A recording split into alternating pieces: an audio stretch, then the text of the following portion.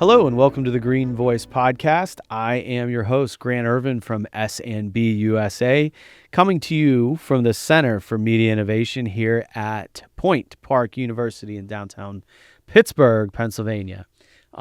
Today I have with me Heath Huschak from the great company of Koppers. Heath, how are you today? Doing very well, thank you. How did I do with that pronunciation? You did perfect. Okay, excellent. I was like, this is. I was forewarned. You're a Mon Valley guy, right? Correct. Yes. Where about Clairton? Born and raised in Clairton. I now live out in Fallowfield Township. Okay, Washington County. Right in Washington County. Yeah. Okay, Yeah. Awesome. Tell me about that. I want to learn a little bit about you, but I grew up in the Mon Valley area myself. Okay. Upper Mon. I don't know if Deep Mon Valley would consider us, but I'm from North Versailles, so we claim like Point Perry and like that area, right there by the Edgar Thompson Works. But tell me about your Clairton experience. Clairton Bears, kind of fabled high school football team. Tell me about Clairton and part of your history there. Yeah, sure. We actually, the home that we grew up in was probably 50 yards from the entrance of the stadium. Okay. So we were there. We saw all the practices. The lights would come on every Thursday night for their prep practice in the evening, and we had the full experience for years. And so we weren't there for the major run that they had of, I can't remember how many games, 60 some games in a row without a loss. But the roots in Clairton run pretty deep for sure. That's awesome. Are still family there in the area, or a few cousins are still there, but for the most part, we've either moved or have passed on. Okay. Yeah. It's I think it's a great part of the world and a great part of Pittsburgh, the Mon Valley, in terms of just the history and there's just the great flavor that each of those towns along the river kind of brings to the region. Is always kind of exciting. There's always good stories and good people that come out of places like Clairton. It never fails when you're talking to people from Pittsburgh, or you're talking and they say, where are you from? And you say, well, I grew up, in Clairton. There's always somebody that can associate, my grandmother lived there, or I lived here.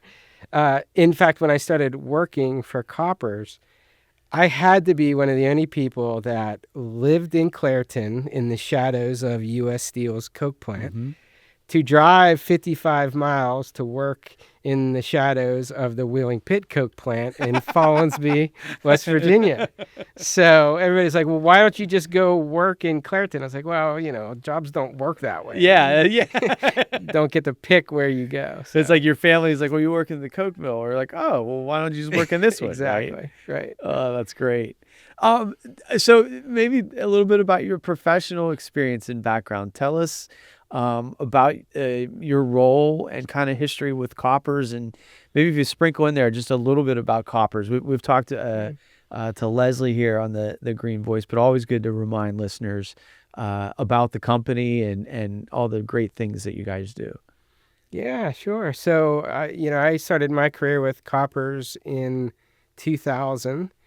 And at that time, we were still operating our coal tar distillation facility in Follinsby, West Virginia. So Koppers is made up of three primary divisions. We have a coal tar distillation business, a wood preserving business, and then a wood treatment chemicals business. And so those three businesses really make up how our business operates to really function all things around treated wood. That's really our focus. The chemicals that are made out of the carbon materials and chemicals businesses, one of those key chemicals is used to treat railroad ties and utility poles. Whereas, and so those are fed over to our sister plants where some of those products are consumed. Then the other business, our wood chemicals business, is located or headquartered in Griffin, Georgia. Okay.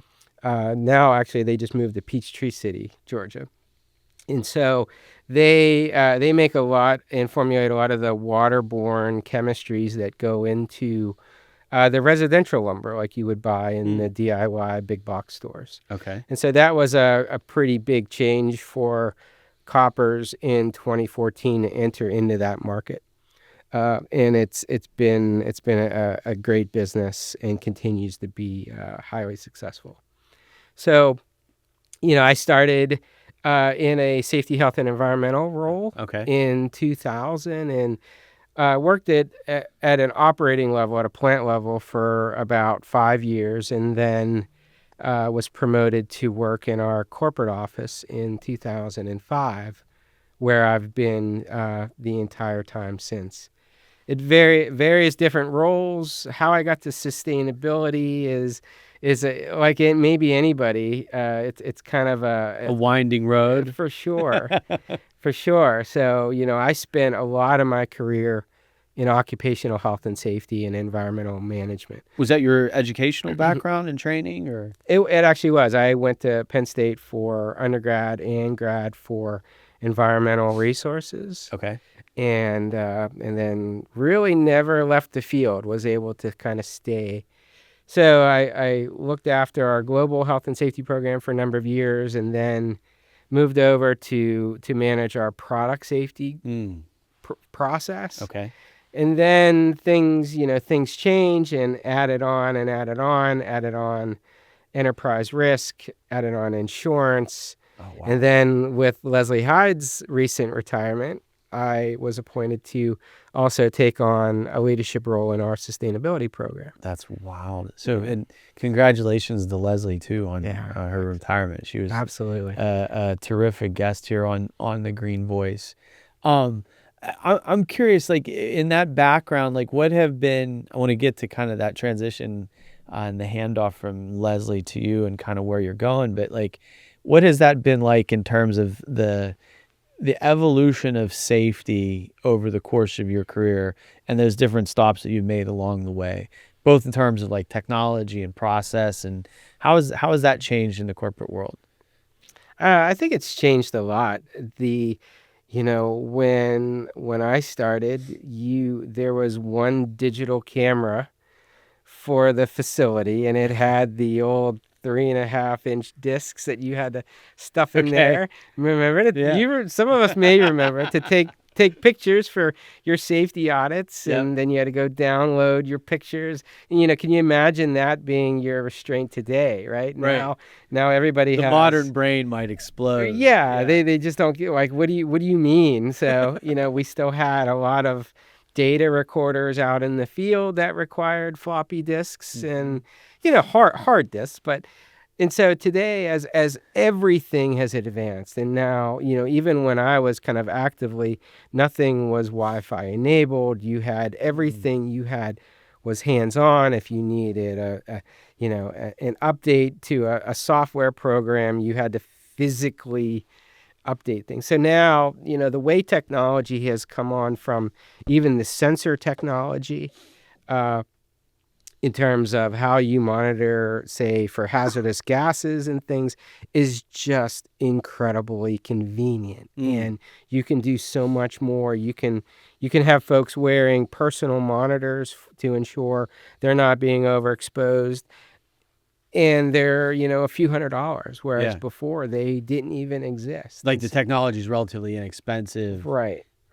And so that all enables you to have more real-time monitoring, more control over the work environment, and you can really make real-world improvements in a worker's exposure. Are you seeing, I imagine that process is yielding a lot more data. And a lot more information. Like, how are you and folks in that safety industry kind of utilizing that data to help guide your decision-making processes? Yeah, we have a whole team dedicated to handling it's under our banner of our Zero Harm program is the conventional safety, health, and environmental program. And so we've leveraged some web-hosted systems in order to capture data. So when somebody is entering an inspection or when somebody is doing a report, that data gets entered one time and it's processed through a web-hosted database. And so everybody has access near immediately to any data that you choose to manage, Hmm. right? And so that that's not novel in today's world, Sure. but for us engaging in how are we going to transition from everybody's managing on their computer with Excel spreadsheets to Hmm. today, it really is worlds apart. So Wow. it's been, that data gets then further analyzed, and the analytics that are available are practically endless. Are you seeing that because of that information that you're able to make, adjustments in a process kind of on the fly, or is it require a greater distillation process? Like you get that information and requires some conversations and things like that. I think it helps to guide the programs, and it really helps. I don't know if it's something where day to day you're making changes, Hmm. but the accumulation and the analyzing of the data really leads to better management decisions. Where do we need to focus? Where do Yep. we need to set new objectives? And it really puts the data behind those decisions rather than maybe before.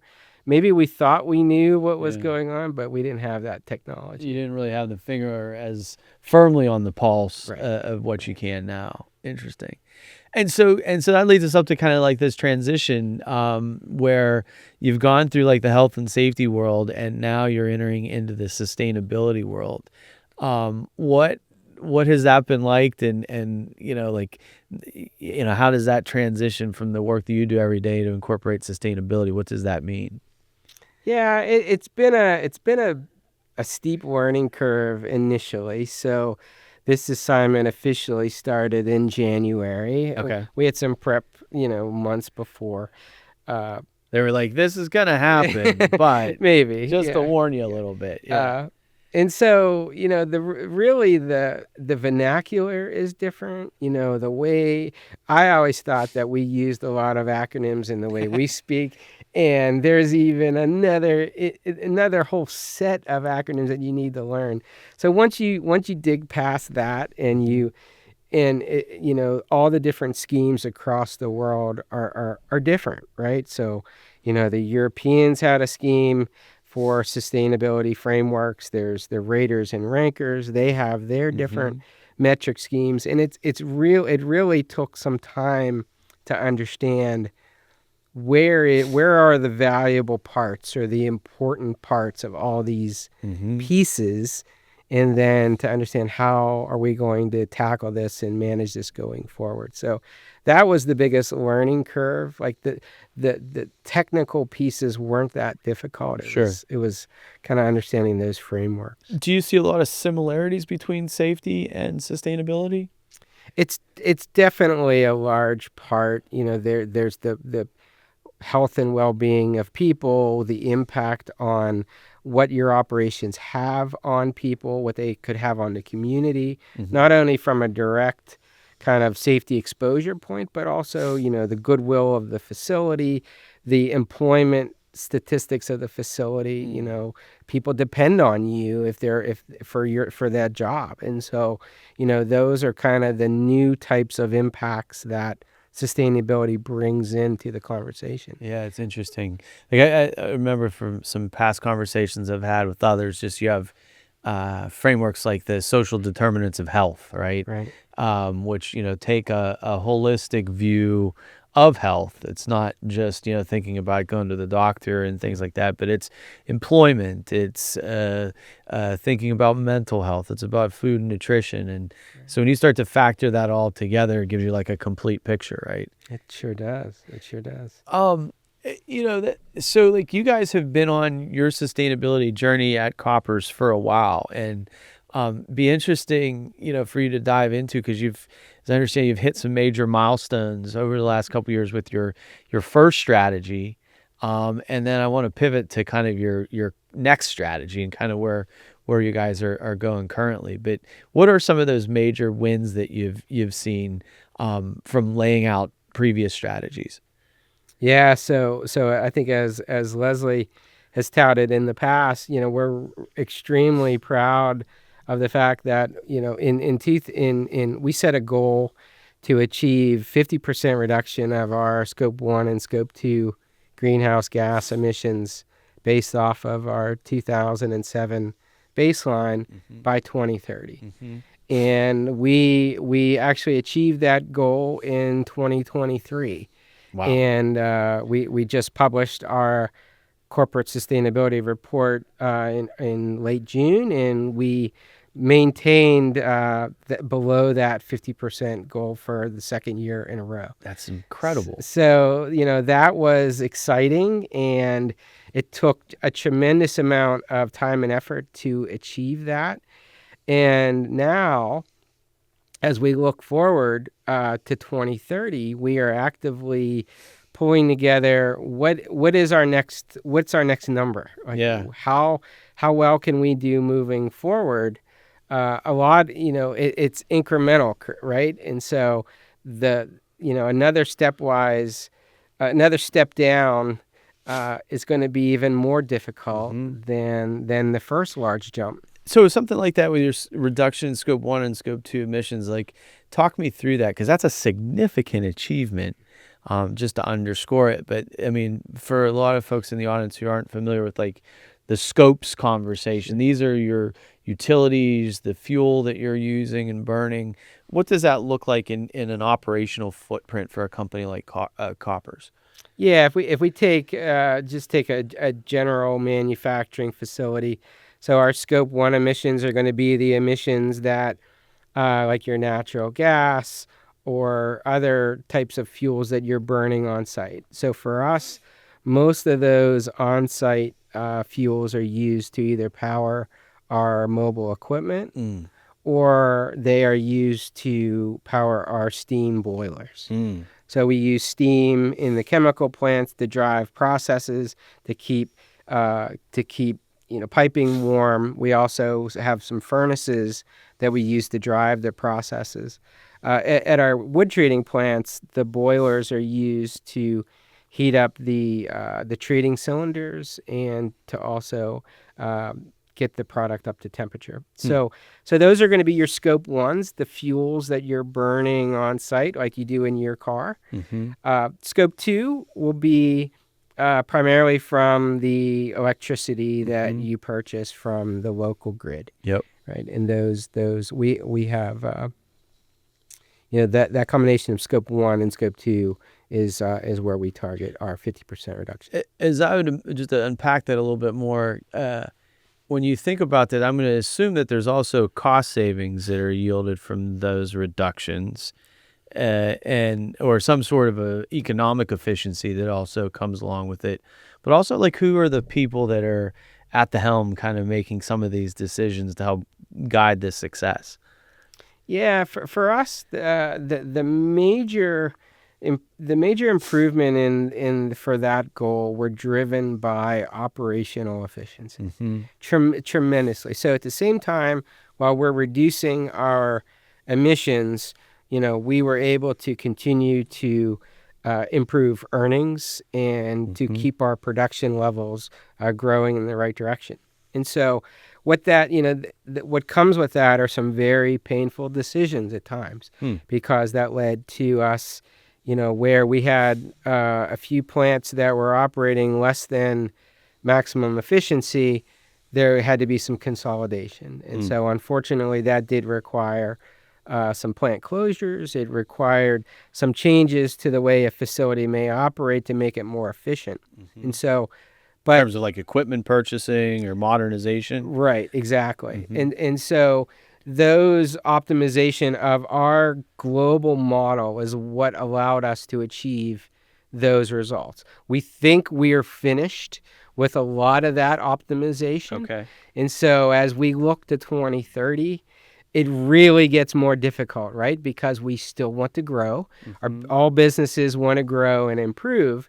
At the same time, we have to be cognizant of that. We have to really find ways to be more efficient in our processes to reduce emissions even further. That's interesting. So there's a clear business case, though, that's made in that optimization decision. Absolutely. Yeah. Yeah. Same thing on the electricity side as a result of similar types of decisions?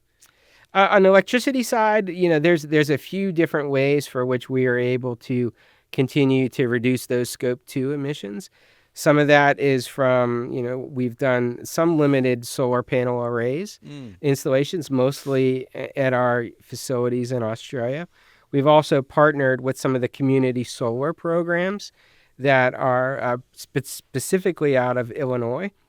They have some really interesting community solar programs where they look at your consumption and they'll give you, you sign a contract. They give you a small discount off your utility bill. And in return, they can then sponsor the building of an array, a public array. Okay. And so you're contributing to the greening of the grid. Sure. While also getting a savings inside. And why they call community solar is because they also give some of those benefits back to the community. So for low-income households, they'll give them also some credits towards their utility bills as a part of the process. So there's like a win-win there, a win-win-win, actually, right. I think, that goes alongside of that. And Illinois is one of our, we have two large facilities there. And so for us, that was a really nice opportunity for us to take advantage of. Excellent. Let's pivot to the next strategy. I mean, you've had success already in reducing those Scope 1 and Scope 2 emissions, but I'm curious to learn about what you guys see next in this new iteration of your sustainability strategy as you point towards the year 2030. So you have this another 5-year horizon. What are the different components of that strategy? Maybe start there. Yeah, we plan to focus our next strategy. So that'll begin in 2026 through 2030. So for the next 5 years, we plan to focus on 4 major elements. So we're going to continue with a people element, focusing on the well-being of our folks that work for us. All of those impacts. We're going to focus on climate and energy efficiency. Again, we will have a new greenhouse gas reduction goal. We're going to focus on our product stewardship program and product safety. There's a lot of requirements out there and chatter around. Do you have life cycle analyses and environmental product declarations? EPDs for your materials. U.S. is probably the laggard in that space. The Europeans and the Australians are more making it more mandatory. And those are basically just I'm going to call them buying labels for materials. Like when we go to the grocery store, we see the ingredients and the calorie count. This is now for industrial processing practices, right? That's a perfect description. It's supposed to inform the user. Say, let's just use the example of a utility pole. You can buy the same size pole. You're going to have a low calorie. Right. And so, the idea is, okay, well, if pricing is the same and quality is the same, materials are the same, well, then I should start looking at the greenhouse gas impact of, okay, they're importing their poles from wherever, whereas ours are made in the backyard. And so all things being equal, that's kind of what they were meant to cover. So we've got a fair amount of work to do there. Those are really intense projects, a lot of data. And it's sitting in the sustainability world because, we're the owners or the users of a lot of that data already, just from all the different reportings that we have to do. And then the last area that we're really focusing on is to improve and increase our ability to implement our responsible procurement program. And so, how we impact the supply chain. We have a global reach in our supply chain, and how our suppliers are producing their materials is important. That we know where those materials are coming from, how they're being made, and we plan to really put a focus on understanding if there's any risks in our supply chain even further, and then taking action on this. I'm super interested in this. Maybe just to work on each of these a little backward. One. like going backwards, that procurement and supply chain piece seems to be mission critical to sustainability, but also like there's a lot of business benefit that goes alongside of that. Like you mentioned risk reduction, but also like the knowledge and information that you're able to generate to buy better, I'm going to presume. Absolutely. Is that you, just an organizational kind of question, is that you helping to drive that, or is there a procurement team that is charged and you're working alongside of them? Yeah, it'll be a team effort for sure. And our procurement team is right there with us. We're looking at some technology providers to help enable this, so we're not doing it in an old-fashioned type way, that we can use generated surveys, and we can leverage technology. They're right there with us. So what vendors are we going to concentrate on, and which ones are our highest spend, things like that factor into the risk assessment. By no means can we do that without their help. Yeah, for sure. And then what about on the products and services side? Like, are you seeing a lot more inquiry from your customers for sustainability information or the EPD, that environmental product declarations? Like, are people asking for this? And is it market driven, or are you pushing the market? We're definitely getting a lot of requests. So, for example, we sell product to a number of the railroads. The railroads want to be able to quantify their suppliers' emissions, right? Yep. Those are the Scope 3 Yes. emissions. So whatever the supply chain emissions. And so as a major supplier to some of those types of customers, they're asking us, okay, well, you give us the carbon emissions that you emit as a result of those producing products for us, right? So you get like just for like namesakes, like a CSX or a Norfolk Southern or some of those other major railroads out there, that they're doing this same type of like supply chain management and sustainability integration.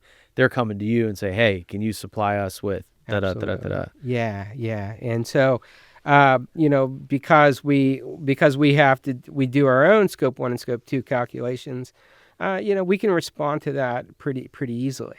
And so you get more and more of those. Those are the easy ones. Sometimes you'll get them for random products, and that facility may make 10, 15 different products. And so you're taking estimates, you're doing things without us having a formal EPD or something to support those. And so that's where we want to really beef up our abilities there. There's some thinking that the technology has advanced so far that you can actually generate some of these data in-house. So we're looking at that. Okay. Because, if you've got the need to produce hundreds of these documents, they're quite expensive. And it can be pretty robust if you have more data in-house, right? That you can manage. Right. On the energy front, like you guys have already made great strides. Any idea where you see kind of the next opportunity area being? We're taking a look at our footprint around the type of emissions that are tied to renewables, such as wood. Okay. So some of our plants operate today on biomass boilers, because when we procure a utility pole, it doesn't look like a pole. It looks like a tree with no branches and a bunch of bark on it. So you have a bunch of biomass. Right. So we call those barkies. And so we'll peel the barkies on property, and we'll burn the wood scraps and the bark in the biomass boiler to run the plant. And so as we look at the protocols, we've never really excluded biogenics emissions from our Scope 1s, but we think there may be some opportunities there For some credits there. Yeah. And so that also helps our growth story, because we definitely want to expand our pole business. Yep. So those fit nicely together. And using that biomass as a fuel source. Right. Because the thinking is the biomass is going to decay anyway, and so there's some zero advantages to really cool. to using that. Yeah. You started with, but I want to end with this idea around people. That it's such a critical component to any company's sustainability goals, and you mentioned the word wellness or well-being. Like, what are some of the things that Koppers looks at in that space? Is that more of an internal metric, looking at like the employees of Koppers, or outward toward the community, or a little bit of both? We have a little bit of both, but our heavy focus is on our employees. In terms of, we're also going to focus on even growing our commitment to zero harm, and pushing those programs either even more forward. In 2024, we had our best safety record achievement in the history of the company. That's amazing. And so, now again, like greenhouse gases, now we're going to be pressuring those groups to do even go better, even more, right? Even better. Yeah. That's exciting. One final question for you, Heath, and I'm just, before I dive into that, like, I'm super excited to hear about this great work from Koppers, and being a Pittsburgh-based company, and hearing the great work that you are doing really is contagious. And the opportunity for folks listening in to take a kernel of some of the stuff that you're sharing is really important, and the leadership that the company offers. So thank you for that. Final question, I guess, is, now that you've been in the seat for, a couple months, and you got your arms fully around this strategy, clearly, what are some, both kind of a challenge you have kind of up ahead over the course of the next year as you work to implement this, but also what's something that you're also really excited about, as a result of the strategy that you guys are putting together? Yeah, I'm really excited for our people goal. We're trying to understand what will our workers need in the future to be successful. The challenge to keep labor, to access talent, and keep them in our system is hard. Yeah. It's always getting tougher. We want to be the employer of choice in the area where we operate. We say that too at S&B. So like, So we're So it's really hard. And so what we're looking to understand is who do we want to be by 2030, and how do we get there? Is that technology? Is it skills? Is it doing things differently? So that's exciting, and it's a challenge all at the same time. So I try to answer it. There you go. With one response. How about that? That's good. That's efficiency at its best, right there. Thank you so much, Heath. We really appreciate you being a guest here on The Green Voice, and we hope you come back someday in the future to tell us how well you guys are doing on this strategy. Oh, thank you for having me. Appreciate it. Excellent. Thank you all for listening in. Again, I'm Grant Ervin with S&B USA. Thanks to the team here at the Center for Media Innovation, Tanner and Wayne, and the whole team. Also, thanks to Anthony from Pittsburgh Earth Day for helping bring us all together today. Thanks for listening in, and we will join you on the next episode. Thanks so much, and have a great day.